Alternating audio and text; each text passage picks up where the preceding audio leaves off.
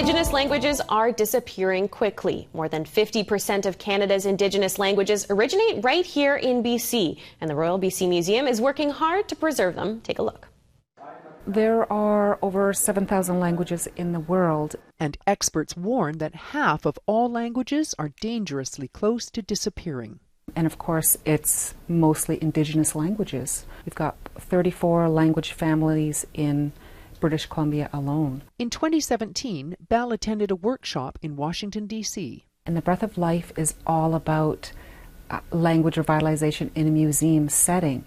For 3 weeks, we got to immerse ourselves in the Haida recordings and do a project about it. And for me to come back to this museum and present these ideas, it was after that that we really amped up our digitization of language recordings. In our collection, we probably have over 3,000 recordings, vocabulary recordings, potlatch recordings, songs, interviews, and they exist on tapes, they exist on these reels, they come in all formats. So to be able to digitize them preserves them, and it also makes it easier for us to repatriate them back to the Indigenous communities. We've had a great relationship with the First Peoples Cultural Council, and years ago developed the Our Living Languages exhibit in collaboration with the Indigenous peoples of British Columbia to celebrate and honor, recognize all of the Indigenous languages in British Columbia. Now the museum has taken that a step further with a gallery refresh. One that I'm really proud of is the refresh of the Skidans model.